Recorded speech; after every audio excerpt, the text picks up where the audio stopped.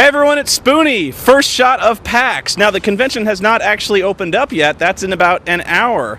But what I'm doing right now is I'm checking out all the various other events that are outside the main convention center itself. Starting with Wizards of the Coast, which has an amazing setup about a block away.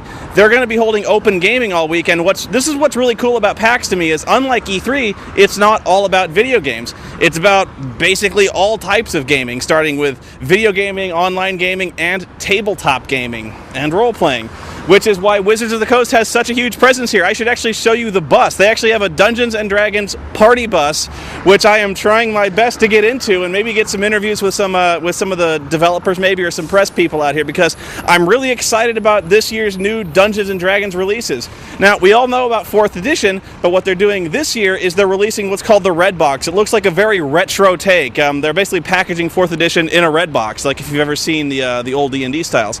Now, they're not going back to old school, but what it looks to me like is that they're doing a very back-to-basics approach to Dungeons & Dragons, where they're streamlining the 4th edition, which already has started really expanding and blowing up into a lot of different classes.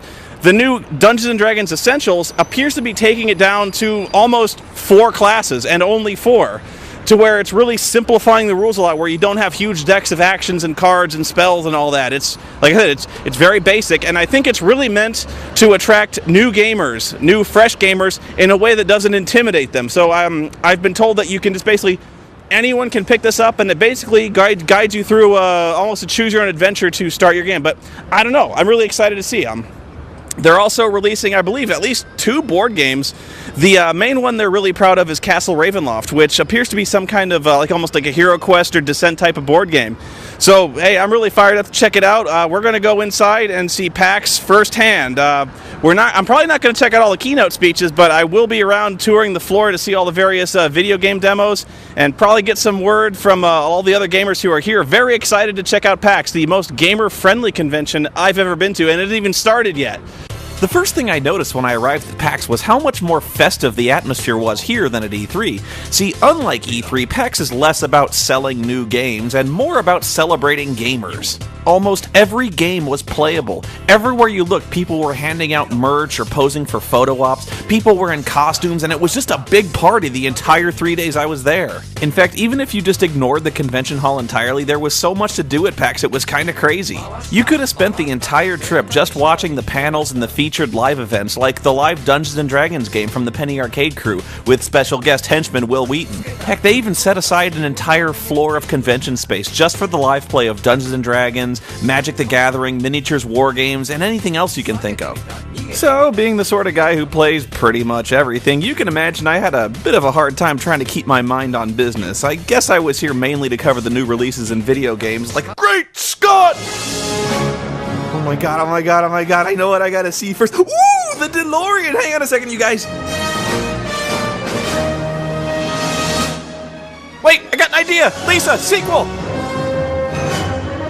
Hey everyone, I'm here with Dennis Lennart, the game director for Back to the Future Episode 1. This, to me, is the big news of PAX, the announcement of this game, because everybody loves Back to the Future.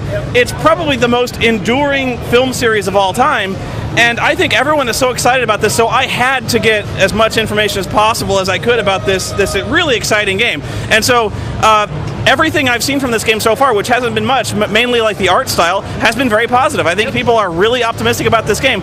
So I have really no idea what form this game will take. So why don't you just give me the rundown of what this game will be like? Sure. It's going to be a 5-episode series. Basically, we're taking the characters that you love, the tone of the world, and kind of creating our own adventure. It's not sort of a sequel necessarily, but it does take place after the events of the first 3 films. We're working with Bob Gale, which is awesome, co-creator, co-writer Back to the Future, so every basically decision we make, like all the big points, we're making sure that he buys in, and so far he's been so positive on everything we're doing, and has basically, when Bob Gale, tells you guys like, hey, this is going to be an awesome game, and I think you guys have really done like justice to the storyline, that's the best credit we can get. So yeah, and I think that's vital that you guys are staying faithful to the tone and humor of the series. So I'm assuming from what it looks like it's going to be a graphic adventure almost in the same play style as The Secret of Monkey Island, which you guys have proven with the Sam and Max series that you guys have done really well. Is that true? Yeah, exactly. It'll be the main difference with this one is that every decision we make is filtered through the lens of would this happen in the films. So whereas Monkey Island, Sam Max, you can get some like crazy ridiculous puzzles and weird story moments that come out of nowhere, and that's kind of part of the humor of it. Yeah. With Back to the Future, we're always asking ourselves, with everything we do, the puzzles, the story, the characters, like would this happen in the films?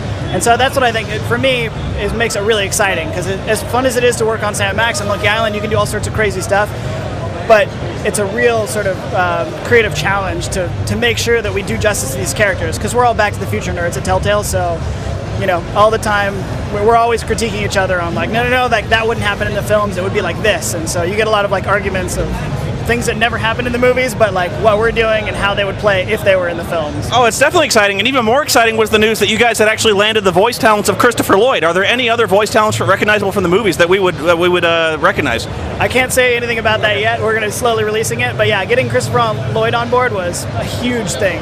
That was awesome for us. Absolutely. So I guess my big question is, when can we first expect to see Back to the Future available? Not in stores, but downloadable, I'm guessing, from Telltale, right? Yeah. Episode 1 will be out this winter. This winter? Yep. All right. So any other special news that you can offer us that you're only releasing at PAX? Like any kind of breaking news? Well, the DeLorean is a huge part, so that's good.